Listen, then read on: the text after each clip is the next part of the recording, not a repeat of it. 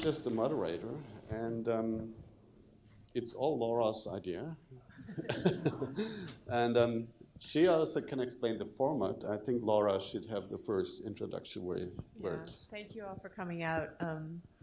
So Andy, so this is what we're here for, is a surveillance teach-in, and Andy just mentioned to me that in the German context, like to explain a bit about what a teach-in is, and you know, the tradition is that it's a place where people gather and share knowledge, and so it's an informal. It's not about presentations, but it's about informal asking questions and sharing knowledge, and to have something that's practical. So in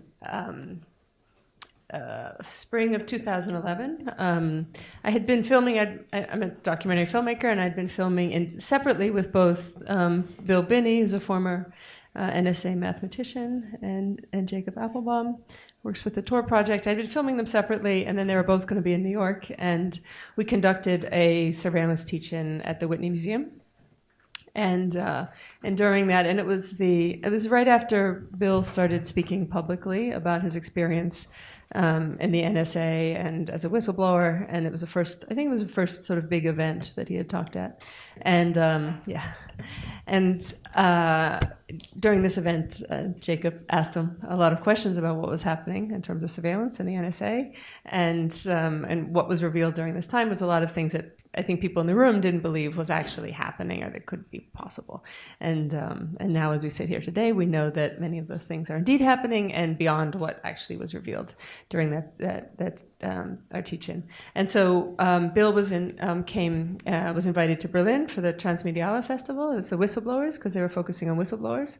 And Diane and Val Holland and Andy thought it would be great, since Bill is in town, to hold a second surveillance teach-in. So that's what we're assembled here to do, and it's really very informal, and I think that everybody here has either something knowledge to share or experiences or questions, and that's want to keep that an open format, and I think that's. I'm going to pass it off to, and I can also just say that, so I sort of, when I walked in the room, Andy was sitting down with Bill and asking him lots of questions about structural organization of the NSA in terms of understanding what he knows, what Andy's aware of from what's been made public and what's not been made public, and so that's what. Yeah, I could say some words about that. So the Snowden stuff, which I'm with Jake also studying together for the Spiegel, it is a lot about technical programs gathering data. It all comes from a department called S2 and below. That's the guys running technical program, doing so-called tasking then to get data about specific persons, entities, geographic locations, governments, or whatever. However, there's a department above that. It's called S1, or Signal Intelligence Directorate, which is also known under the name Customer Relations. And customer relations means that indeed the NSA is just a service provider. And there's a lot of customers like the White House, the State Department, the CIA. It's an endless long list, by the way. And here is where the real, let's say, stories are being, or should be coming out, and would be very helpful if we would have more of them, because this is about how the data is being used in, like, getting the data from the signal intelligence or from the interception of the communication, and then using it, for example, in negotiations. And there's one thing I learned from you, Bill, the other day when we met in Switzerland. I asked you, like, isn't this like allowing blackmailing? That, if I have everything about a person, and he said, no, don't think black and white, think gray mailing. So maybe you can explain gray mailing to the audience, because I think that's a very beautiful term to get a better understanding of how this cybernetically works. Well, gray mailing is not like out in front blackmail, but it's the fact that people understand that you have the evidence against them, or some evidence that suggests that you were doing something wrong, or you're likely to do something wrong, or you're plotting something. So it's the intent of gray mail is that mail is that it's a threat to blackmail you. So it's not quite blackmailing. It's just that they have the knowledge, and therefore that's leverage against you, and they can use it against you. And that is like, we have this situation, and you don't want to talk about this here, and we don't want to talk about this here. So why don't we agree to each other? That's the way you explained it to me at the 9 o'clock breakfast table or something. I'm still learning from that. It's the under the table agreement that we make before we go into a meeting or something. Yeah. And that explains maybe, or gives a little bit a better picture of why all this effort, why all this technology, which is very hard for many people to understand because it requires a specific like ability to abstract and so on, or being in the technology architectural world. Well, I mean, you have to understand, NSA has a rather large budget, so they've got a lot of capability just from having the money. So that when you're talking about, collecting billions or tens of billions of emails every day, or phone call records or recordings or things like that, it's simply stacking things up in some sort of order and getting it indexed to data that could describe each individual in the world. So it's like attributes of individuals in the world, then mapped to the data that they've collected about you. So that when they want to look at you, they simply point to your attributes and pull all that information up on you. So then they can put it in timelines and various other formats to analyze it on a larger scale. But the idea is that they can go into anything that you've done over the past number of years and retroactively analyze everything you're doing. Police are also using it. The FBI and the Drug Enforcement Agency are also doing this with the NSA data. Okay. And we invited Jake here, by the way, also not only because he's studying this thing also, but because we also want to cover maybe questions on what to do against this and what type of, either technology, strategy, politics, or terroristic acts or whatever might be required, might be helpful to get out of a situation where one entity of the United States government is able to intercept all our communications electronic-wise. Yes. So I was talking with Bill earlier tonight. We were having dinner around the corner, and I said, so, Bill, you said the other night at dinner that the people sitting at this table are the people that are working to save democracy, which is a kind of pressured statement for someone to make. A little awkward to be one of those people at the table. And I think that it is not so self-important, but that is really quite a thing. So I had been thinking about it for several days. And so I asked him, how is it that we will do that? What exactly are we supposed to do about these things? Because most people, when they hear this, they're overwhelmed. Well, first, they don't believe it. Then after many years, they've come to believe it. Okay, now they're overwhelmed, or they're afraid, or they have some concerns. What is there to be done? And there is clearly a division of labor. I think Bill said that we're in the agitation department. And in particular, trying to reveal these things more and more. So the work that we're doing with Der Spiegel is trying to explain what's actually happening, but that we have to actually have some kind of systemic reform. And part of that is a political reform, and part of that is a technological reform. And then I said, well, but what happens if we fail? And I think this is a good motivator, because what he said at lunch a little teeny bit ago, what was it exactly? We're doomed. Right. So now you know the pressure of being at that other dinner table where he's talking about saving democracy. It's on you. No pressure. But it seems like what we need to think about are actual strategies. And in order to understand that, we need to understand what we'd like to do with our lives. So, for example, it's very easy to talk about encrypting communications as an abstract thing. We can just say that. It doesn't really mean anything, though. What really matters is that we understand and contextualize the way the surveillance works on each and every one of us, on the professions that we have, and on the things we do in our spare time. And to really understand that, to understand it, would allow us to build technologies or to create legislation that can work together to try to protect us from these kinds of surveillance systems. And I don't think that counts as an act of terrorism, Andy. Thank you very much. But I do think that it is important to recognize that there are sort of the four horsemen of the infopocalypse that will be trotted out every time we wish to defend ourselves. And this was originally something that was sort of mentioned by the cypherpunks mailing list in the 90s. And it basically is child pornography, terrorism, the war on some drugs, and money laundering. Anytime you try to really actually secure your communications, anytime you try to secure your metadata or to protect your privacy or to protect your integrity, people will make arguments about those 4 issues and essentially attack your character and so on. So what we really need to come up with is the sort of 4 horsemen of the infopocalypse countermeasures. And that's a difficult thing to do, but I was hoping that what we could talk about here are the things that aren't possible if we don't have these privacy protections, and to talk about what it is we'd like individually to protect. Because I know as a journalist what I need to protect, but that is something completely different from what almost every single one of you needs to protect unless you're also a journalist. So, for example, I met a lady in the park earlier today who was very nice and said, I'd like to come to this event tonight. And I asked her why, and she said because she was afraid. And I think it would be interesting to try to talk about what that fear is and how we might conquer it as well as part of the discussion. And so I don't know if you have a better plan, but I think we should open it up for questions pretty soon and then actually have a discussion about it. And hopefully Laura will come back up on stage. Yeah, I mean, so people can ask for her heaven's questions. sake, if there's anything, just interrupt us and come up with your questions or comments. Yeah. Can I first, I think let me do something to make sure we all understand what's going on here.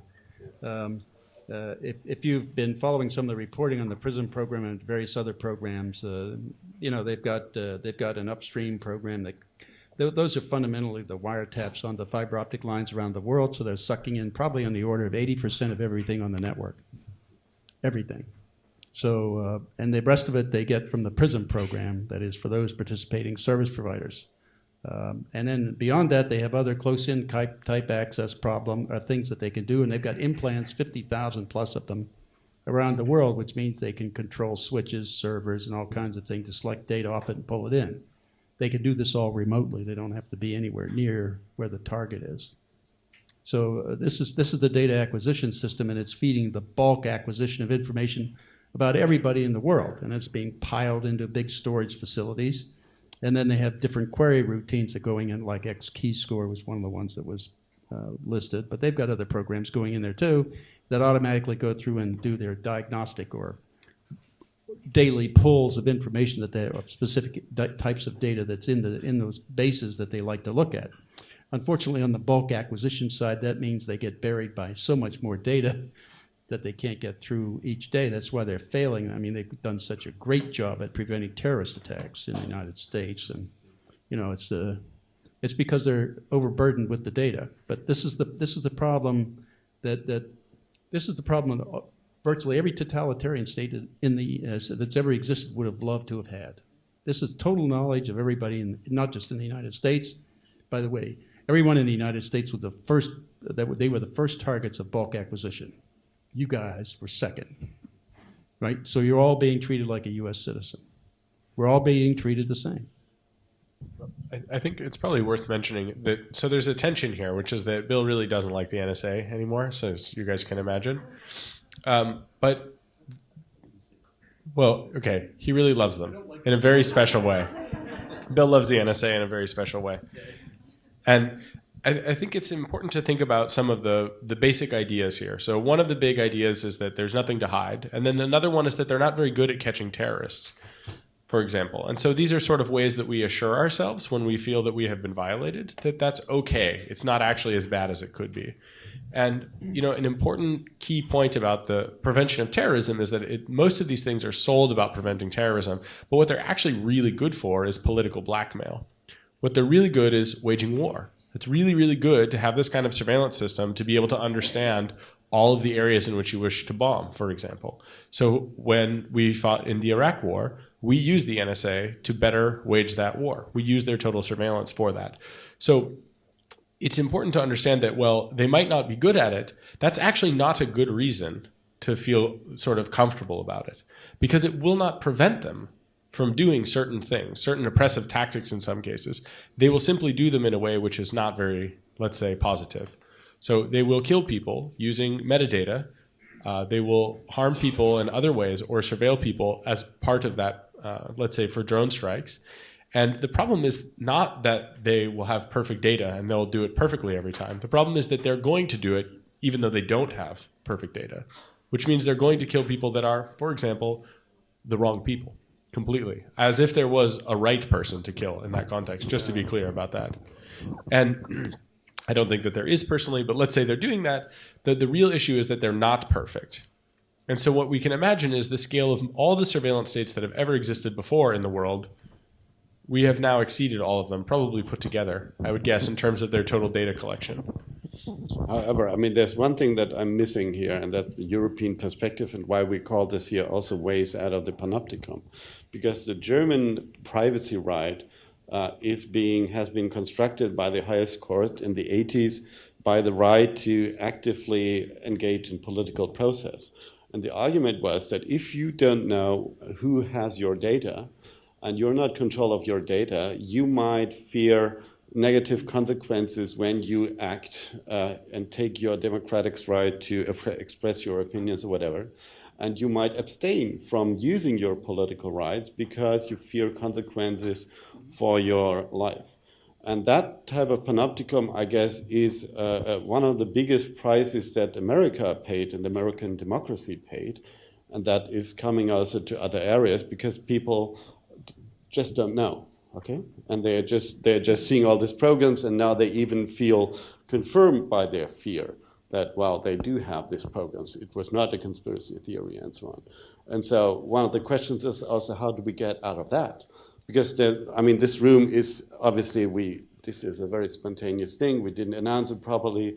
However, there will be more people interested in that, but there will also be people, as the lady you met at the park, that will just don't come because she doesn't know what, is it a good idea to sit with those guys? Well, she's here. I don't want to point to her, but she came, which is good. Okay, good. Very good. But I think show up, raise your questions. Yeah, it's easy to, for example, the notions. A lot of if you're here, I suspect that you have heard things like, "Oh, I have nothing to hide." I'm not afraid. They can never look through this data. They'll never be able to do an analysis on this. They'll never find me, etc. Too hard of a problem. And it's important to reframe these discussions, I think. A really good example of reframing, I suspect the best one is about this nothing to hide. Almost every person that makes this kind of statement, what they're really saying is that they're afraid and they don't know what to do about it if they're conscious of it. And really, they do often have something to hide. Unless you're talking to someone that's on a beach and they're really into Fkk, I suspect that they are wearing pants, for example. And the real reason that this matters is because the real framing is about having dignity and agency and a choice. Having the ability to make a decision about what is done with your data and with your life. And so it's not about not having something to hide or having something to hide. It's about having the choice, about deciding. And it's also about understanding, for example, that it is not you that makes that decision. It is an analyst somewhere who looks through your data, who decides that because you have a Muslim family member and you were in Pakistan, you need to be taken aside and interrogated in an extreme way, for example. I have a number of, I've been detained a few times, and often it is with Muslims in airports. It's a really incredible experience because I'm a super angry guy when I get detained. And these people, by contrast, are much nicer. Usually they wear a suit, they're well shaved, they understand why it's happening. They're like, "Oh, I'm so sorry that I caused you this trouble by being a Muslim," which is, this is a social conditioning thing, right?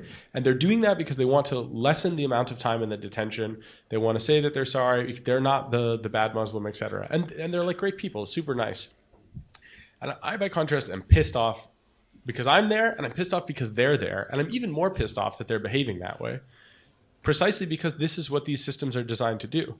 And so if we look at it, this is the question, right? Which is, should this person have to change every aspect of their life? Is that really about having nothing to hide? I don't think that's about that. That's about his dignity. That's about the particular person I have in mind, who I won't name. Very nice guy I was detained at an airport with.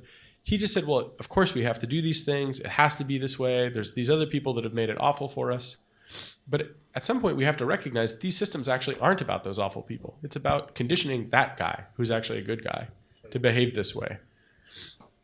And so, on that note, as much as I love airport nostalgia, I think we should, seriously, if you've never had a rubber glove in parts of your body, fly to America.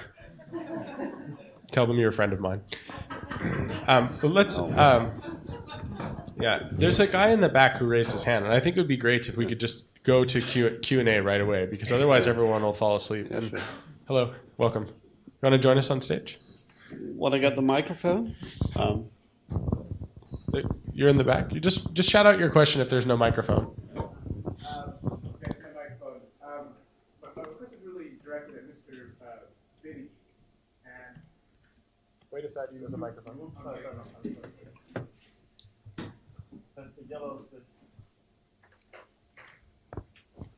Is it working? Yeah, okay. My question is directed at Mr. Binney, and I'd be interested in hearing what really changed for you in 2001 as someone who'd really spent decades working for the U.S. government and the NSA and being really deeply embedded in this. And I understand that things might have gone beyond what you thought was appropriate at that time. Nonetheless, I think a lot of what the NSA was doing prior to that and beginning in Vietnam and certainly during the Cold War is not radically different from what you're talking about here today. And I was wondering if you could just address that question. Yeah, see, that's the problem I had. It is totally different than, because through the Cold War and through all that time before, back to the Church Committee and the creation of FISA laws, during that period of time up to 2001, we had a focused, targeted attack of selection of information on known groups of individuals involved in terrorism, dope smuggling or things of that nature, international crimes, also militaries and governments and so on. That was a focused attack. It wasn't taking in data on everybody in the planet.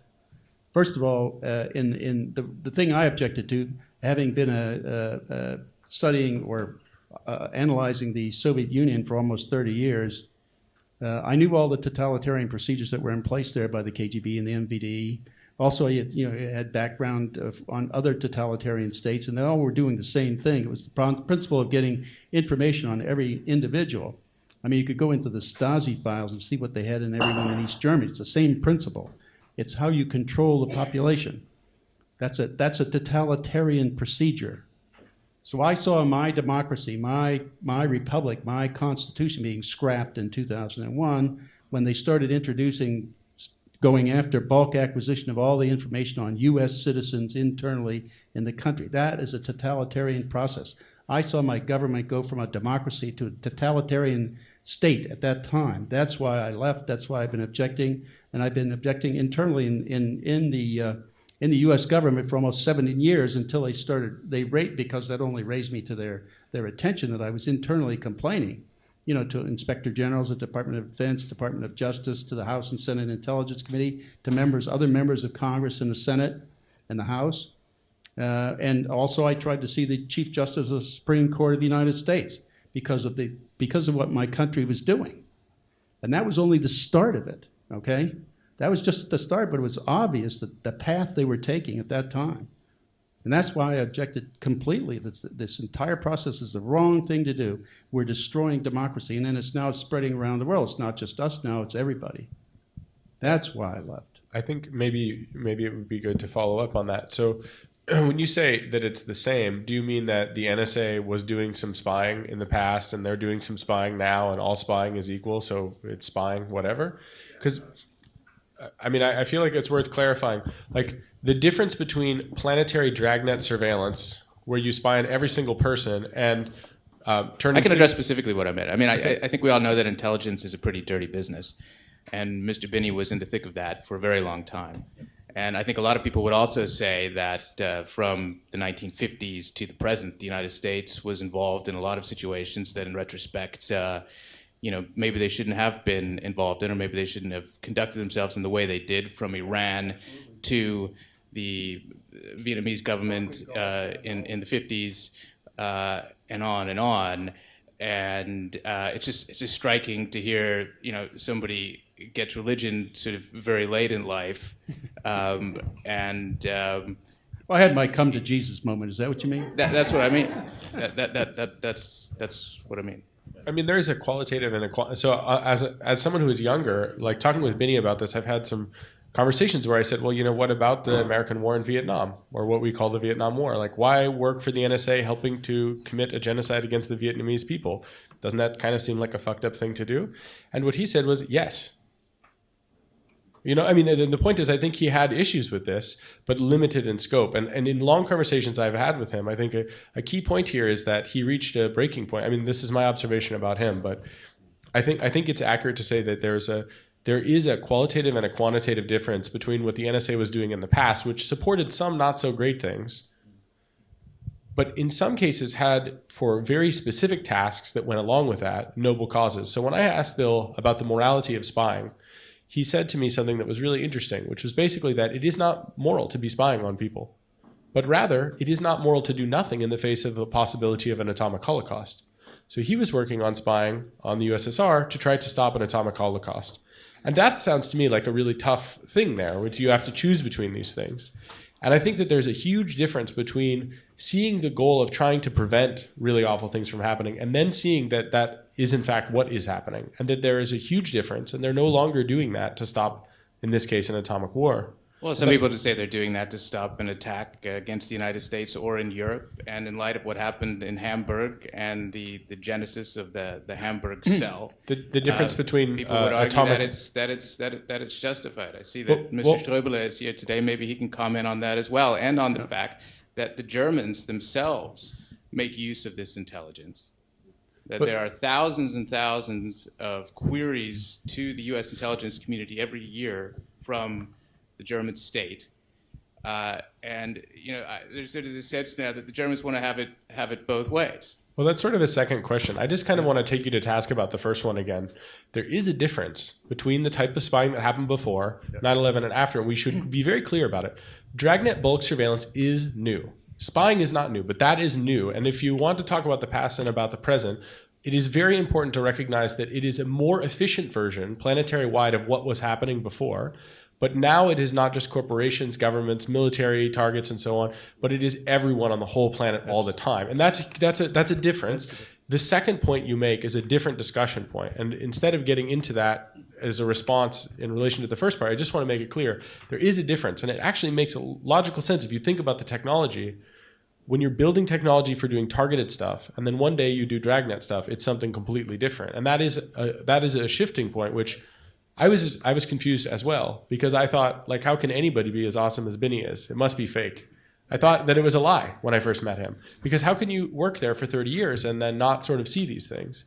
And that was the shift that I think that he saw from what I've understood from talking with him. Yeah, in the one case, it was working against organizations, not individuals. Now we're doing individuals, not organizations, or we're doing both of them now.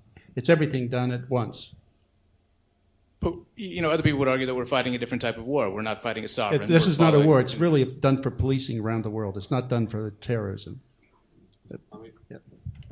What I'm getting is from the question is, of course, that also what you just said, Jake, that these big words, democracy, Holocaust, human rights, these are the standard phrases where wars are justified with these days. Okay, and this is the same wording that is used to justify interception of communications, spying on people, and so on. And the trouble is that I would say, democracy is a nice word, but I would be more happy if I would have guaranteed human rights than a simulation of democracy where I, in theory, participate in a process that justifies so many exceptions from human rights that they are literally not there. And I would include privacy, the right to privacy, as a main human right. Yeah, because privacy means you have the right to be creative and innovative and try things that you want to do, not necessarily if you're being observed all the time. That affects how you act, and in many cases it makes people feel they can't be innovative and creative without being threatened or watched or in some way attacked by the governments. So, I mean, for example, all the reporters over my way now are saying they can't get any of the sources to talk to them, so that fundamentally they're all afraid because they're being watched all the time. So they're not going to talk to reporters, so reporters can't do investigative reporting now. And this is coming from the reporters. This is not, this is real. And this is the effect of that kind of surveillance. Yep.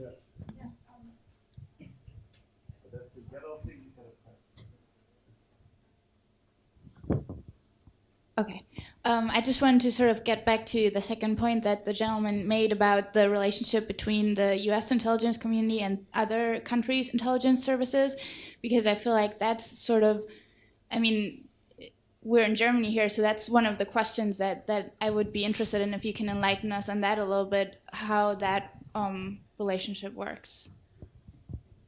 Well, basically, relationships between countries are negotiated based on common interests. That is, if one country is interested in a geographical area or what's happening in a geographical area, then the relationship would be set up on sharing information in that area, or on that subject or topic, whichever was of interest of that particular country. Also, it would be a question of capabilities and resources and their ability to achieve ends. And if they have those capabilities, they might share additional capabilities in that area so that they can do better, and therefore the return would be now that they get information back from them for information they would be collecting, sharing collection, for example, or analysis results of that data. That kind of sharing could go on too. I mean, it depends between the individual countries one at a time. Sometimes there are groups like the Five Eyes. They do the Five Eyes as a collective group because that grew out of World War II and was a very close relationship and had been there for decades now. Others came online later, and there's something like 40-some countries around the world that have relations with the U.S. and therefore are in some degree or other, depending on which country it is and where they are, what their interests are, that would determine the sharing. I guess we want that more concrete, Billy. Oh. Bill. We want to get. I mean, we all know the Bundesnachrichtendienst is the main cooperation partner of the NSA.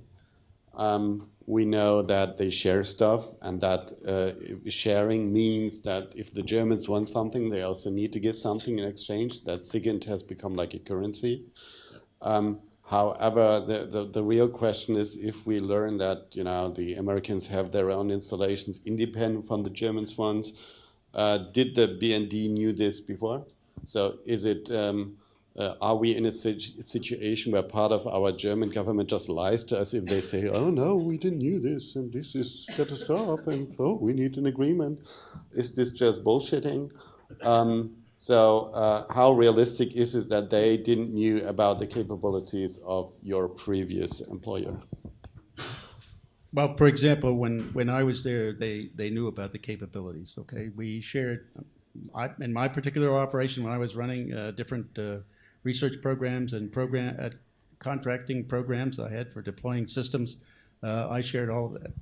So with the Bundestag? Yes. All right. And with other countries. I mean, it wasn't just. I tended to share because I took the position that sharing would mean that it would raise the capability of others who are cooperating with us in a common effort, and that in turn would produce more information that would contribute to that common effort, and everybody would benefit as a result. And they could save resources on problems we'd solve that we would give them the answers to, and they could use those resources somewhere else to do other things that would add to our joint and collective capabilities. So I thought that was all positive things, and so I was Well, it pro-sharing. sounds like growing vegetables, okay? If it would be about growing vegetables, I would be totally with you. It sounds so nice, sharing resources, inviting others to produce more and sharing. That's all fine, but we are here talking about the pure evil. Yes, that's right. But you see, the point is that once they started going to the dark side, according to Dick Cheney, that's what he called it. We're going to go to the dark side. Well, once he went to the dark side, I got out of there as fast as I could. So I wasn't there to see what happened after that. So in the dark area, I can't answer that, but I would think a lot of it would be malicious. Okay, and all of these things that we're talking about are possible. Certainly, some of this material that's come out suggests that the NSA owns the entire network worldwide, with or without the cooperation of the countries anywhere in the world. I think one thing that's worth mentioning about the BND, like the gentleman in the back mentioned the Hamburg cell. I think, we have to think about this in terms of that kind of rhetoric. So, we're fighting a new kind of enemy, right? Allegedly. And I think that it's fascinating because it depends on how you measure it. But when we talk about body counts or when we talk about activities that are using violence for political ends, it only makes sense to talk about terrorism and to accept that as a paradigm if we also talk about surveillance used in service of waging war. when we killed 100,000 Iraqi people using NSA surveillance technology, is that not also worth considering? Is it not also worth considering that this surveillance is used in service of that kind of activity? And obviously the people that are involved in 9/11, which is like a classic terrorism debate tactic, it's important to talk about that. But what's more important is to understand that these people, they don't really have that as their focus. Part of the Thin Thread program and some of the other programs that Bill Binney, Thomas Drake, and some other people worked on specifically were to be able to find people like that. What instead occurred was that they didn't find them until afterwards. They weren't really running these programs looking for terrorists. They were running them for other reasons. And as far as we can tell, there's only one case in the United States so far that the NSA's surveillance programs have really done anything about. And that was someone donating money to Al-Shabaab, which it's fascinating, right? So the theory is we got to catch the Hamburg cell, but the practice is we kill 100,000 Iraqis. So what about that? And my thought is, fuck that. Like there's just, that's not balanced or proportional. And instead it's a dirty rhetorical trick to ask that question, because we not only didn't stop the 9/11 hijackers, we also didn't stop the Boston bombers. And we know the kind of total surveillance that is happening right now and that was happening during the Boston bombing. But what we do know, for example, is they flagged Laura Poitras for detention at airports more than like 50 times, right? These systems get used in other ways. And in the case of catching donations by Al-Shabaab, for example, well, that sounds great unless you talk to the lawyer who worked on that case. And then it starts to break down about the rhetoric of that, what that actually means, how that actually works, and what we had to give up to catch one guy making a bank transfer. Whether or not that's a fair trade-off is something that we need all these facts on the table. And those facts don't come onto the table because they're not in service of the rest of the goals that are actually the important goals for these agencies.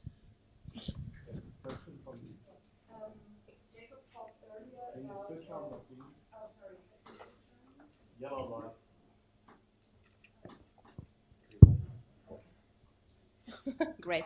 Okay. Jacob, you talked earlier about reframing the debate. So I want to raise a question if the media failed so far, because in my personal impression, it is that we have here in Germany not really a big debate, or it's not big enough because still there are so many people don't understand what's really happening. So I want to know, do you think that the media failed to make the whole surveillance thing understandable for like the average guy? No, I think civil society and actually most of the state education has failed to encourage people to care about their own civil liberties, which is the core failure that we see. Like in the United States, to speak about that and then to speak about Germany, in the United States, I feel like people have, instead of really thinking critically about civil liberties, as Binney put it to me the other day in a way that made me tear up, and it's not just because I had a sinus infection. And basically what he said was, millions of people died to protect these freedoms, these liberties, these basic ideas. The idea that a judge should have to see a court order and sign off on it and really weigh this.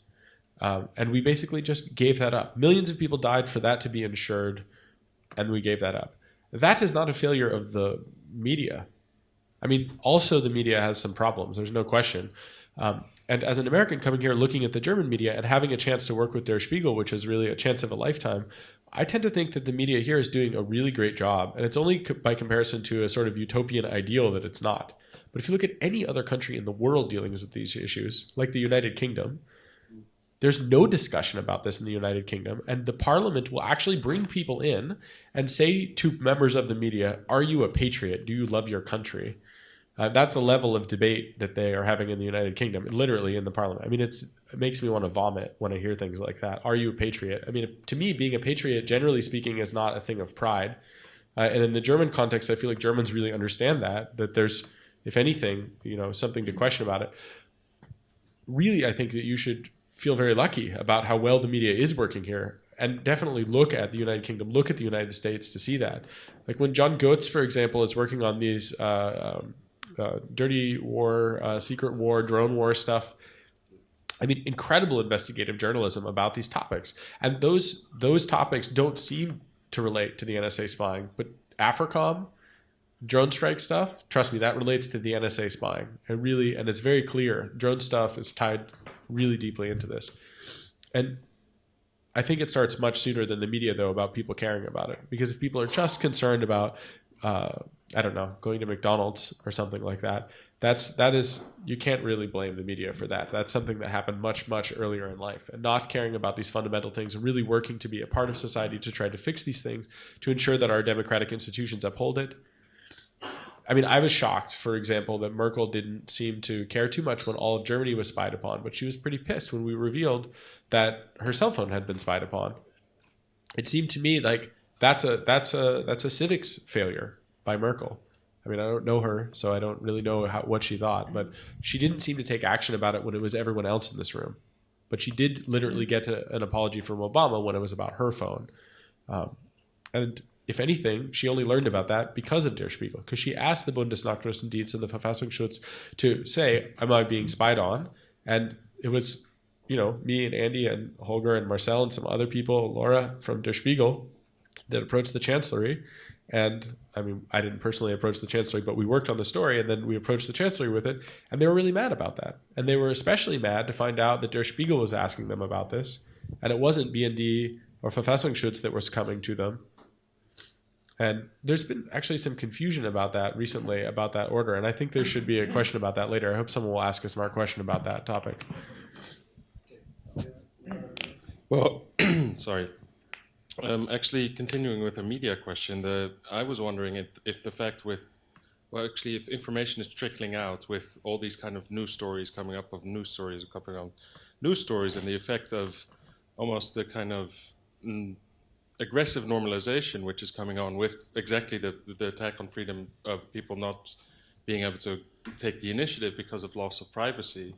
I'm just wondering if there's this aggressive normalization isn't just playing into the kind of political card of the U.S. government of this kind of spreading this kind of fear of the, in essence saying like, well, the surveillance is everywhere, and it's slowly desensitizing people for the effect of this news and the effect of and the scope of this program. And after a while, I see amongst my peers, I see after a while there's more interest, but there's also less. After a while, people are desensitized, and they're getting more and more into this kind of argumentation of, well, we're kind of almost accepting this kind of aggressive normalization, and it's getting into this kind of proto-fascism field of everybody basically being scared and avoiding taking initiative. And I'm just wondering, like, what position, like, trickling out information, if that's like, yeah, if that's playing into that card with like desensitizing people.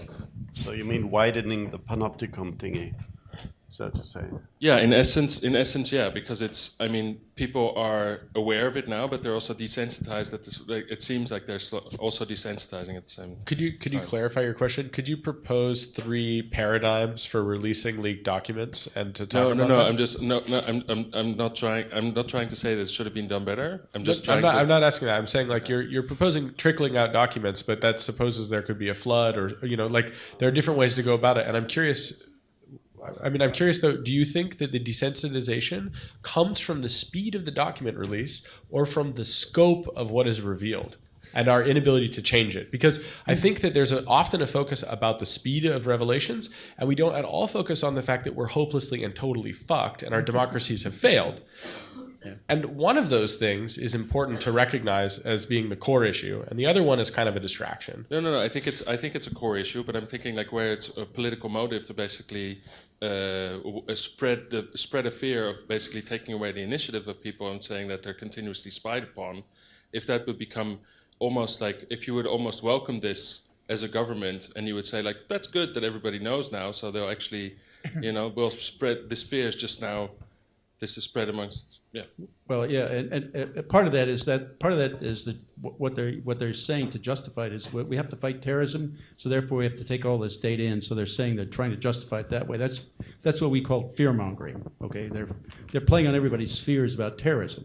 But the point is, a lot of the people in the United States, anyway, are kind of the opinion that none of the things that are a threat really would come true. Because after all, they've been living over there for 240 some years without a dictator like we had with King George III. We kicked him out 240 some years ago. So for that period of time, we've been fat, dumb, and happy with our democracy being free and doing whatever the hell we wanted to, and the government basically stayed out of our business. Okay, Well, now that's changing, and they're coming up with the argument. Well, nothing's happened to me yet, so I don't have anything to fear, so I don't need to worry about that. Well, that simply is also very false. First of all, they don't get to determine what's right or wrong, or whether or not they fall into the category of a target. That gets determined by the government, and that could be dependent on your political inclination, like the Tea Party or the Occupy groups or the religious groups that are trying to be politically active. If you get into that kind of business, which is your right under the First Amendment of the Constitution, that free speech and free thought, and as well as privacy in the Fourth, and all of those rights in the Constitution are being violated by this entire process.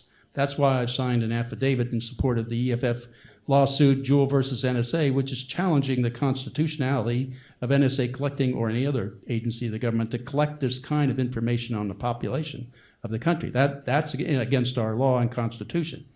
Now, government's fighting like hell to keep that out of court because they know that it's unconstitutional.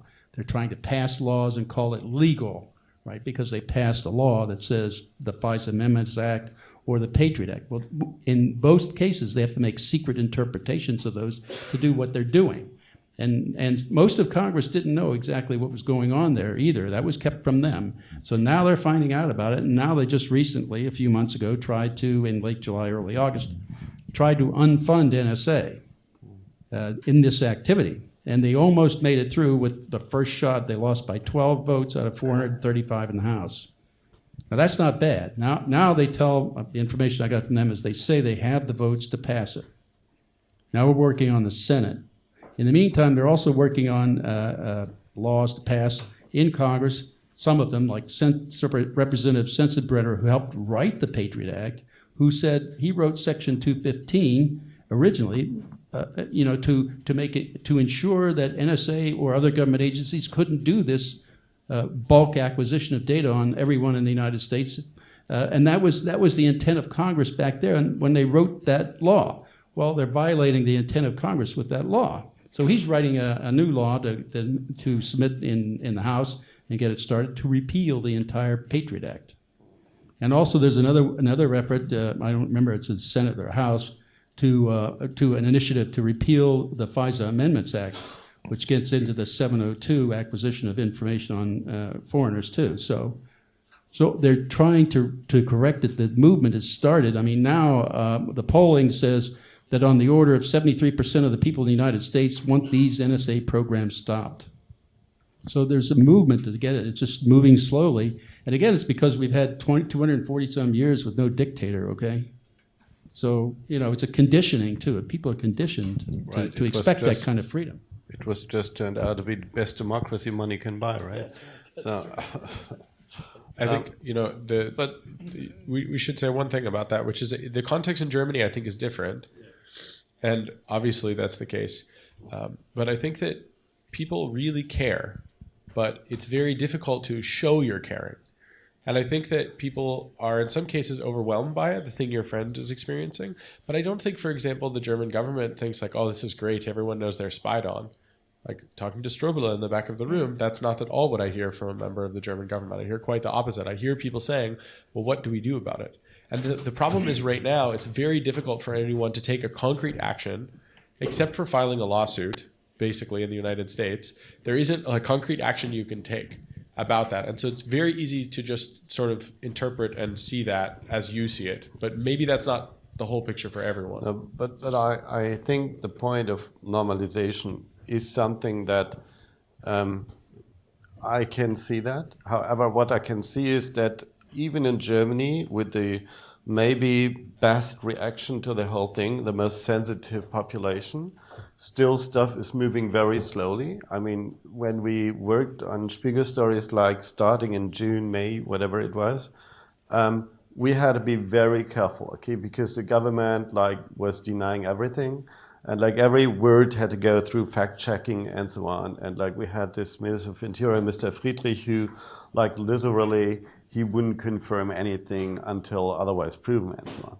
And so it was a long way, and thank God we shifted the whole thing slightly, at least now to a stage where they do agree that something is going on there that can be accepted. So there is like we are maybe on the right way, but we are not there yet where we say, well, this requires maybe a very strong answer. And I tend to like what happened in the last days with the Ukrainian intercept of the US lady there talking with her ambassador and so on, because the Russians, they play with the whole scenario a different way. Okay, they say, well, now where everybody knows everybody's intercepting, why don't show how the data is being used? Okay, what and how it's being used to infect and affect negotiations or situations or whatever. And of course, they dislike what happens in the Ukraine right now, with the US trying to install another puppet government on behalf of democracy, human rights, and however they call it. And so, I mean, that is we don't have to like Russia to kind of agree maybe that this is kind of an interesting pattern, at least, to bring another level of to bring this whole game to another level. So this kind of playing triptopoly. But I mean that's just one aspect of it. So there's please.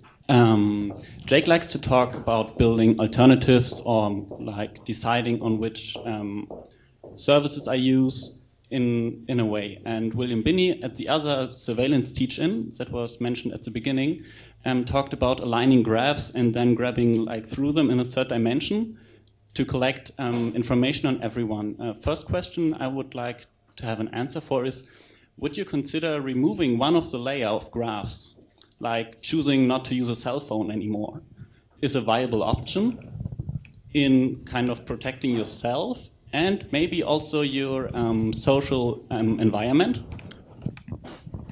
Well, I personally don't advocate that. I would advocate, going into the web, and you can get this off the web. The Department of Homeland Security has a list of words that they're looking for in the text of people sending emails back and forth. I would advocate that everybody use those words. Just throw them in. Just throw them in. It will overburden them. I'm telling you. The more people you can get to do that, that's an active way you can actually make a difference, because you'll make it almost impossible for them to use that kind of selection process. I think that's one thing to do. I mean, I wouldn't advocate changing anything. I mean, I don't change anything. I don't encrypt anything, because I get the chance to tell them what I think of them when I do that. So I don't do that. But so maybe we should use Al-Qaeda as one of these major selling brands for a soft drink, also, so to spread the word a little bit. Just drop those words in anywhere, They don't have to make any sense, and if they don't make sense, they might think they're code words, So then that would be an idea for. So it's just one way to. It's civil disobedience in a positive way, I guess. I think that I couldn't more strongly disagree with the Coca-Cola rebranding idea of Andy. Or, it depends. It's a function of privilege. If you have a job where you have to have a cell phone, then you don't get to take that out of the graph, because you have to have a cell phone. And that's a function of justice with regard to economics. And you don't really always get a say in economic justice issues, especially in a capitalistic society, I think. There's plenty wrong to criticize, I think, and plenty right that is making our world better. So you get to choose a little bit, I think, of that. And I, for example, really hate cell phones, so I don't really carry them. Bill always has one on him. It drives me absolutely crazy, because we'll be having dinner. I mean, can you imagine one person in the NSA is definitely listening to the microphone of their cell phone? Probably whoever's meeting Bill. I think that is a viable option, but it is only viable in certain respects, like if you can personally do it. And the real issue is the network effect, which is you need to replace an instantaneous communication device with something that's privacy preserving. And there really isn't a replacement for that right now. So just removing that from the graph, you also remove a lot of the things you would have in your life on a daily basis. So you have to make that choice. Probably if you don't have a job that requires it and you have friends that will tolerate it, you can change the way that people behave. I usually, for example, tell people when I'll be a place, I'll meet them there, and that's that. We don't get to reschedule. It's a little more brittle than pre-cell phone days are a little more brittle than the current days. Andy's the same. He has this goddamn cell phone. He always has cell phones on him. It drives me crazy. These two guys, man, and I love them, but it drives me insane. But part of the reason that that's not really a choice for either of them is Andy's married, right? And Bill's always doing these interviews with journalists. And so that's not really an option. So this is part of why we need a political solution, which is that not every person is going to go off the deep end and like throw away their cell phone and refuse to be reachable in this way as a response to that. And they shouldn't.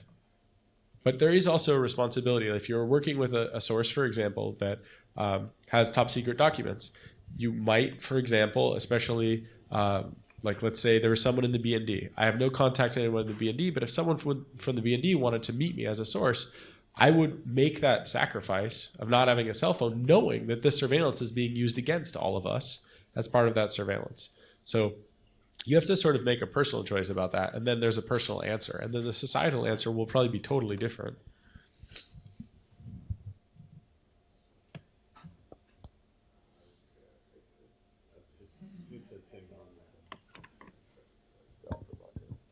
I was just going to ask essentially sort of the same question. For the purposes of nothing more than, say, protesting the NSA, what technologies should people be using right now, like OTR or TechSecure or things like this? Or what's easy enough that people can just jump on and start using it, even just as a protest? I can make some suggestions, but they're of limited warranty. I think if you're being targeted by the NSA, it's a totally different answer.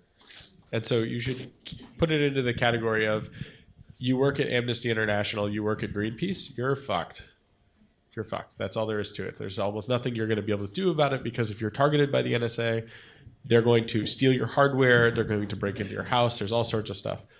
But for regular people that care about these issues, that want to do something about it, for regular journalists that aren't being targeted, and what they really want to do is take action, they can use stuff like off-the-record messaging, they can use stuff like Red Phone and TechSecure by the incredible Moxie Marlinspike.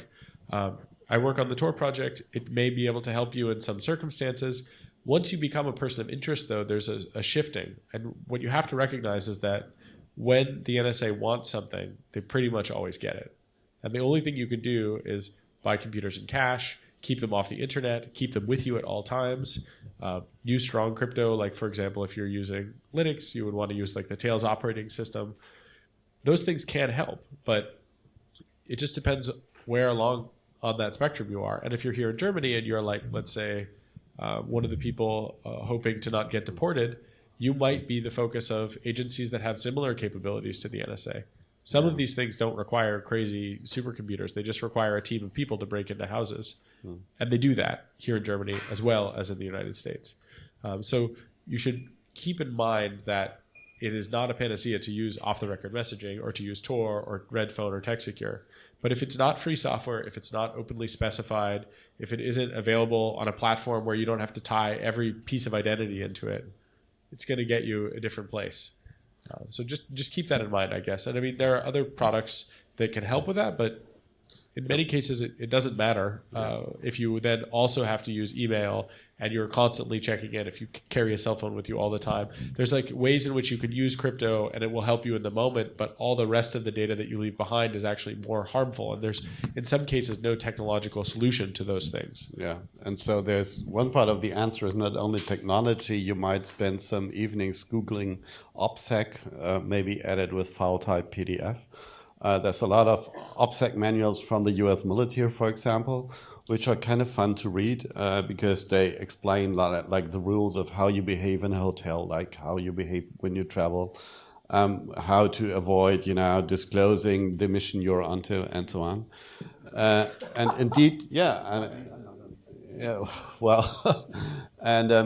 so indeed, there's also procedures how you cross over a border and so on. And I mean, what indeed, we are not there yet where we have, actually, I'm kind of planning this for this year, to meet like people who make a children's book, to explain it like in a comic style, Sendung mit der Maus style. Because if you're like traveling in another country, the first thing happens is you might have seen that at the border points they tell you to not use your cell phone. A reason is they want to play with the IMSI catcher to register your IMEI, so the equipment identity, and your IMSI with your passport number. So that is like a hidden installation under the border counter of many countries. And so this does that they tag you and they sort you out and they get all your movements and so on. And that kind of stuff is something that, like the invisible part of this abstraction thing that needs to be in our mind. So when we are meeting.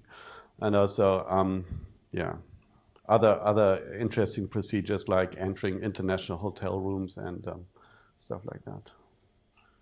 So there is and these procedures are also how to keep your house safe and so on and so on. And then, but if you're really paranoid, and there's reasons to be that, after talking with Binney, like after the one or the other occasion, is the U.S. president. He does not only come with his own tent, like they build up these tents in the presidential suites of the hotels. These tents are shielding radiation, so you can move in there with 2-3 people and have a conversation where, like, it's really ensured that nothing gets in or out.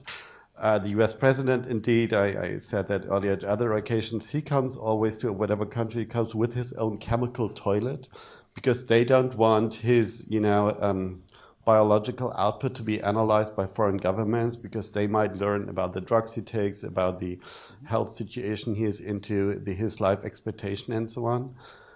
So there's no chance, and it's an operational security requirement that he doesn't use, toilets in other countries. It's always got to be a U.S. military chemical one. So there's a lot of fun things to learn if you want to be safe. Yeah, I guess if you were asking about technology, you didn't expect it to get into the operational security of chemical toilets. But it's a spectrum, right, of things that you can do. And in some cases, if you want to just talk about the crypto, there are certain cryptographic things which are safe. They do work. Using off-the-record messaging. I'm also involved in OTR, so this sounds a little bit self-serving, but it's really not. From what I can tell, OTR and Tor and things like that, the crypto itself is not a problem. From the things that have been released about Tor, the way that GCHQ, the way that the NSA, the way they attack Tor, is that they exploit Firefox. They don't break into for example, encrypted communications to the Tor network. So some crypto, I think, is actually very good. There is some crypto, though, that is really bad. And telling the difference between those two is usually whether or not you can see the specs, if you can see the source code, if it's made by people that are reputable. These are like some of the telltale signs. And you can really take it all the way if you want to do what Andy suggests for the OPSEC stuff. Maybe, Bill, you can add some comments from your previous experience. You must have had also some OPSEC training when you were traveling and so on. How was it your days? Actually, we didn't have any actual training for that. We just went on TDY, and usually we were in a secure area or billeted somewhere that was. It was kind of a controlled environment, I guess, more than anything else. So. Also, when you travel to other countries. Yes. Yeah. So you just didn't stay in a normal hotel? Well, mostly we were billeted on military bases or things like that with BOQs or something that existed facilities. But you said during whatever that was, dinner, lunch, whatever, you said something about how you didn't go behind the Iron Curtain because you were a what? I had a high hag. High hag. It's a hazardous activity grouping, which means you have so many clearances that they restrict your movement even after you retire for a number of years, like a decade or more. Yeah, that's right.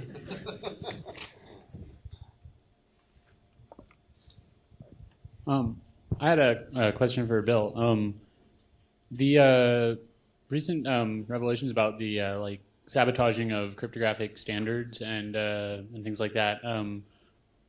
Has that been going on for much longer than your sort of losing your or finding religion, losing your religion moment in 2001? Or is that's a long-standing practice, isn't it? Yes, I think that's been going on since public crypt systems have been, because every time they create one, they always pass it through NSA for approval. So when you do that, they get the algorithm, and they get. They have the approval authority for it for release publicly, and but they also at that you're talking about program Bull Run, which. Well, the problem with that, of course, is when you build a weakness into the encryption system. It's a weakness that anybody can find. It's not just the one that NSA could find. Other people are capable too, and they can find that weakness also. So there's a term that I think it was in the Bull Run classification guidelines document that just blew me away of indigenous cryptographic tools, which are I guess like the not NIST standardized kind of things, but stuff that is being developed by people who are in fact SIGINT targets. And I mean, how prevalent do you think sabotage of that sort of thing is? And well, I would think very simply, if they can do it, they'll do it. Because it's the easy way to get the answer of a break a crypt system and read, which is... Isn't that something that structurally also might have been changed? I mean, putting the institution in charge of certifying all cryptographic algorithms for public usage, putting that in the hands of the same institution that is being responsible for intercepting everything, is that maybe in conflict of interest inside thingy? I mean, well, not if you look at it from the home team, right? From their perspective, it isn't. Well, yeah, sure. But I mean, from our perspective, I saw your recommendations, but I missed that point. Yeah, well, I think we put in there a recommendation to stay totally out of that kind of Bull Run program. Okay. So just terminate that activity totally. So that was going on though long before your 2001 change of perspective, and Okay, but you have to understand, I was working the Soviet Union, not U.S. or civil communications at all. But U.S. civil communications were using these standards, RSA and stuff. Yeah. I mean, I don't expect you to tell us right now that RSA itself is compromised. So if it is, I'd love to hear. Well, I don't know. See, I didn't work that side of the problem. I never worked on anything domestic or anything that wasn't. I mean, my primary focus was on the Soviet military and the Soviet Union. Period. You know, it wasn't. But in seeing this be applied in a dragnet surveillance context, has that changed your mind about that being justifiable to be sabotaging these things? Well, I just didn't think anything going against individuals anywhere in the world was justifiable. I thought everybody had a right to privacy, you know, even here in Germany or anywhere in the world, not just the United States. But I mean, sabotaging public, civilian cryptography is something that can be used against individuals, and even that's right. Yeah, that I was against all of that. When I found out about that, I certainly opposed that too. Anything that was going after individuals, I opposed. If they did group targeting or militaries or governments, that's fine. That's group activities, and those have a potential threat or a threat, like terrorist groups and things like that. That's a legitimate target. But going after individuals is not.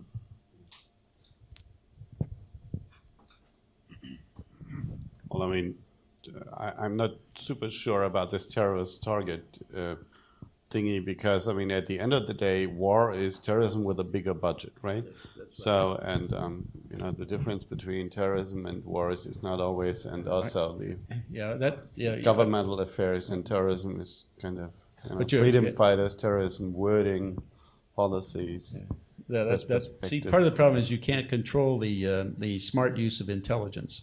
Whether or not governments use any intelligence that's produced smartly or not, or whether they verify the intelligence that's produced, like the Tonkin Gulf affair, which didn't happen and yet was used for the weapons of mass destruction in Iraq that weren't there. You know, if they politically use even fragmented intelligence without verification, that's an undisciplined process. That's what led these political people to do that. They were inclined to do that from the very beginning.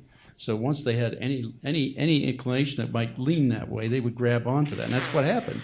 So that went into wars. Now that's not a disciplined intelligence activity at all. I mean, even the drone strikes now are not disciplined.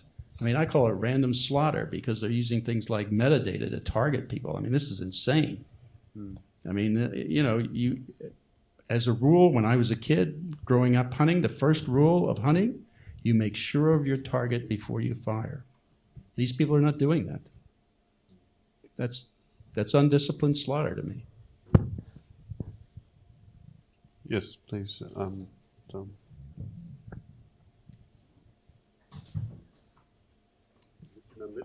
Hello? Yeah. For Bill, since your talk at Transmediale was very captured by your description of how the legalization of the programs, how that flowed from top down to members of courts and Congress, and if you can recap that a little bit. And I'm curious about how people in different or more and more people in our democratic system are made complicit in this, and maybe then become invested in to cover their own asses or other people's asses, and how this could replicate, like in Germany, for example. It was very scary to imagine, and I would really like to try to understand the mechanisms of how something gets put in place and then gets legalized and really hard to get rid of.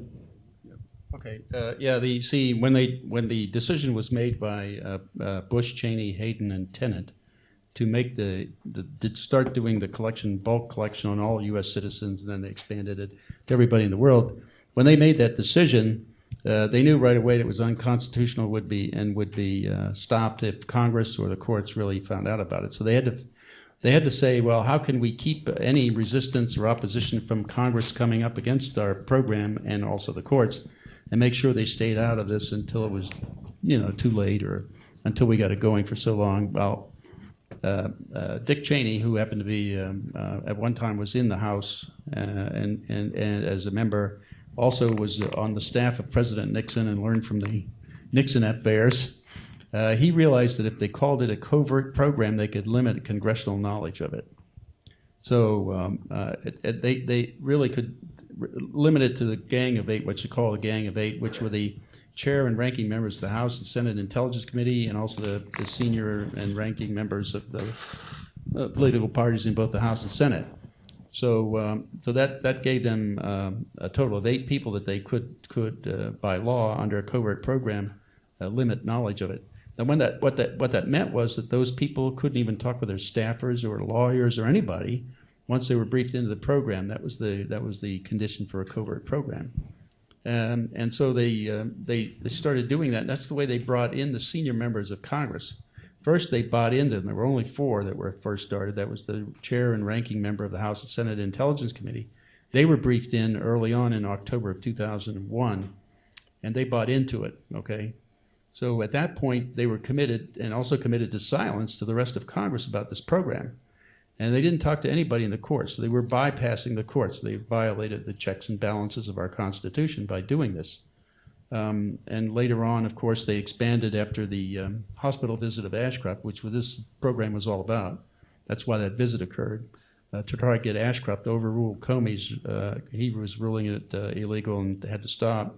So they were trying to get Ashcroft to overrule that. That's why they went to the hospital to do that. But then after that, then a lot of people were ready to resign out of the Department of Justice because of this. In fact, some of them had expressed the fear that Ashcroft would be indicted because of the program, because of his endorsement of the program, which should have happened, I would say, as well as impeaching both George Bush and Dick Cheney, and members of the House and Senate Intelligence Committees at that time. But that was my opinion anyway.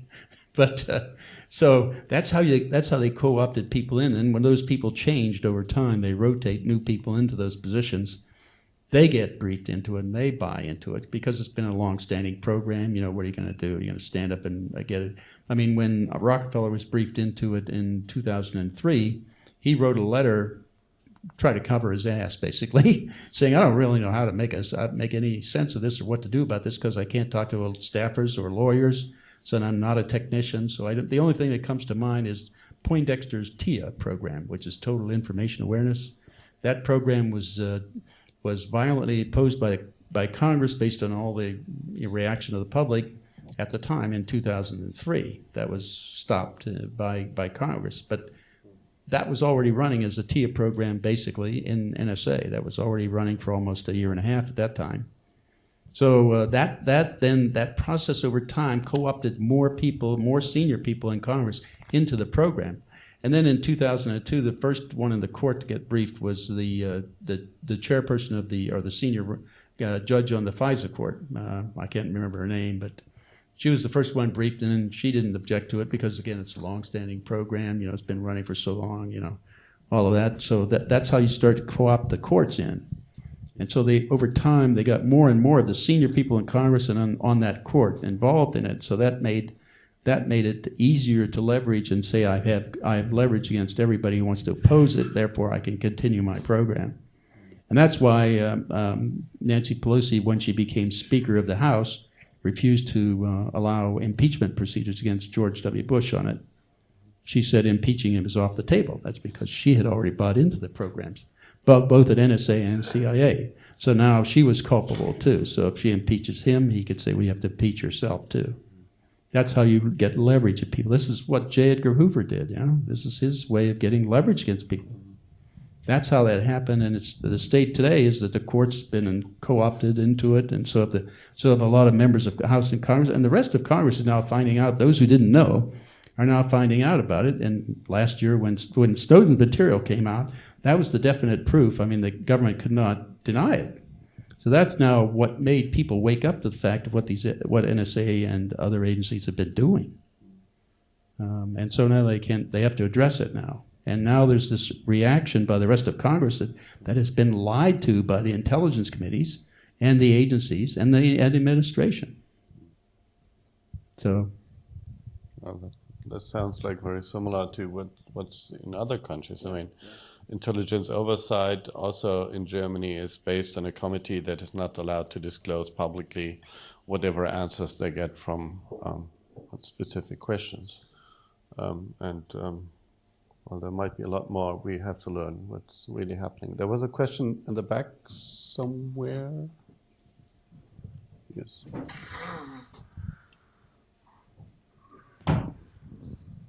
Ja, schönen Dank erstmal für die gute Arbeit, for your good work. Thank you very much. I just have a question about the geopolitical context. If you see the CIA, NSA involvement in covert operations in foreign countries, how do you see the position of whistleblowers nowadays in the context of this terror war that is waged by the West against Syria and the operations that are running now for almost like a right-wing takeover of the Ukraine and this Russia bashing against the Sochi Olympics? How do you see the role of whistleblowers, and do you think something in that context could also be exposed in the future in these leaks or in your activities? And what is your stand on these issues? Well, I don't know if there's anything in the material that's involving these kinds of activities because I don't have the material and I don't look at it. So, but certainly, I just think that this is the kind of thing that happens when you go to the dark side. It just gets even worse over time. So these kinds of things, once that kind of power is given to people and they start exercising it, they tend to keep using it and use it wherever they feel it's necessary or useful. And I just think that's a big danger of this process. That's why it's totalitarian. Well, I think one part of the answer is that obviously, in corporate environments, there is already whistleblower protection in the Sarbanes-Oxley Act, for example, that a stock rate registered company needs to have a structure where employees can report about misbehavior of their superiors without being afraid to be fired. However, that doesn't exist in the governmental environment of Germany or many other countries at this stage. And I discussed this with Julian Assange the other day, and obviously there might be already the CIA whistleblower, the whistleblower of Bundesnachrichtendienst, whatever, preparing and collecting the documents. However, these guys risk a lot about coming from those environments which have also kill units in the physical sense.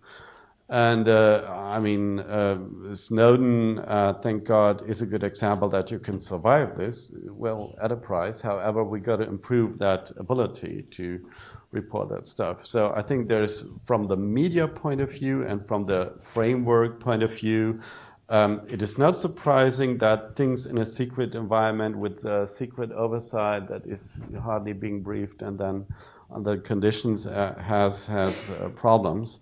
But this whistleblower thing as like a new or like an addition to freedom of press, the freedom of reporting about these things. I mean, it might turn out, it might need some years until whatever these guys report is confirmed that they reported a crime. That's the big problem.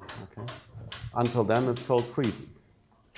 So, well, I think that's the way they classify it, but I think the general principle is the organization, whatever it is, an agency or a department of government, will defend itself against any embarrassment. That's I think the fundamental thing that's going on here. That is, groups of people tend to defend themselves by retribution against the whistleblower. Who's somebody who's pointing out some defect in the process that should be fixed. It's a positive statement. It's not a negative one. But groups of people like government organizations and agencies don't take that positively. They have a problem facing their own problems. That's the issue, I think. And I don't. That's fundamental to people, I think. I think whistleblowers are very important, and you should always try to work towards whistleblower protection legislation, because they will, as Bill says, be sort of targeted for reprisal. It's a really serious problem, and we live in a very siloed world. And I mean, I think that it's easy to characterize us incorrectly and say like we're against the entire intelligence world, or we don't care about the terrorism problem, or some other bullshit simplistic way of viewing what we're saying. But the issue here is that without accountability and oversight, you have some serious problems. There are emergent phenomenons from structures, right? So there are structures that exist which have extra capabilities. Those capabilities, we only learn about them in some cases because of whistleblowing, as in we. Some of our democratic structures learn about them, but then they're gagged because of the structure they're a part of. So, for example, I can imagine that when we report about something in Der Spiegel, Strobelo learns about it. And once I saw him speak, he actually said that he learns more about what is going on in the intelligence community in some ways from our reporting at Der Spiegel than he's allowed to talk about or that he's learned from these proceedings. That to me is totally mind-blowing. But what's really mind-blowing is that whatever he actually learns there, he can't tell us. That's even more crazy. And so this is why it's so important to have whistleblower protections, but why it's also important to sort of raise up the notion that it is a holy thing or a useful thing to do. So day in and day out, there's a demonization of Snowden inside of the NSA right now, where they like have the daily 2 minutes of hate about Edward Snowden. And they really do. They really have the driving home that he's a bad guy or that he's a traitor allegedly, only they say it as absolute certainty. He's the worst person ever. And the reason they do that is not even because they care about Snowden, really. They do that because they want every person inside to recognize what they will become if they take that path. And it's about intimidation and it's about fear. So we need a sort of counter movement to that, which is something that exists outside of those organizations that says, no, actually, you should do this. This is the right thing. Yeah. Well, we have a couple of questions. But maybe I just wanted to add one thing, one quick thing. Actually, there were ways to get this stopped right from the very beginning, except our representatives and senators didn't take it. They have the option of going on the floor and openly discussing, with immunity now, anything that they've been briefed on, including classified programs. So if any one of them, right from the very beginning in October of 2001, said, you either stop this program or I'm going to brief this on the House of the Senate floor, and I'm going to start impeachment proceeding against you based on this, that would have stopped it. But they didn't have a backbone, and they didn't want to be labeled as weak in terrorism, so they acquiesced to it. Yeah, I mean, in America, they would call it unpatriotic, right? So, but there was a question from... Just a mute. This actually goes to your point about the secrecy of these programs. And it seems that from what's been revealed that the democratic oversight over this is obviously very limited. So I'm wondering what you think should be changed in that regard concretely. And maybe if I can also point this question to Mr. Ströbele, weil Sie ja auch im Geheimdienstausschuss sitzen. Was meinen Sie, müsste konkret geändert werden oder reformiert werden, um eine bessere parlamentarische Aufsicht über diese Programme zu bekommen? Und halten Sie es für wahrscheinlich, dass das passiert? Okay, actually, we did, the four NSA whistleblowers, did send in 21 recommendations to the president. One of those recommendations dealt with that specific issue. And it was to ensure, see, right now, everybody, the courts included, the courts and the Senate, I mean, their entire oversight process has been a joke for decades. They had no way of verifying anything that NSA or the FBI or CIA were telling them. Zero. They had no way to verify it. They did, however, have the capability of correcting that. That's what our one suggestion was about. And that was to create have a technical group that was subordinate to the entire Congress, not just the intelligence committees, because if you did that, they would be pulled back into that closed community of the intelligence agencies and those specific committees and be restricted. But if they had to report to all of Congress, that would be different. So now, and this group would be technical people. We suggested they pick from the group of hackers in the United States, okay? And we assign them the task, give them the clearances, and say, anytime NSA comes down and tells us anything, you go out there into their spaces, on their networks, and get on their terminals, and go into their databases and find out what they've got there, what they're doing with it, all the programming and everything else. Now, Congress can do that, right? They could order that, and they'd say, NSA, if you don't do this, you're going to lose 20% of your budget this year. And if you don't do it next year, you're going to lose another 20. That's the way you kill these programs that Congress, the will of Congress can be expressed by money. That's the power they have. They also have the power to authorize this and enforce it. So it's not a question of clearances or anything like that. They can pick hackers and take them through the clearance process and make that happen. Okay. Yeah, Christian, the other part of the question went to you. So, jetzt. Natürlich, wir können viel tun. Es gibt auch viele Vorschläge. Ich rede jetzt Deutsch, weil mein Englisch nicht so gut ist. Wir können viel tun und wir können viel von den USA und vom US-Kongress lernen. Wir waren in den USA, also das Parlamentarische Kontrollgremium, und haben uns dort die Arbeit der verschiedenen Komitees angesehen. Wir können viel lernen.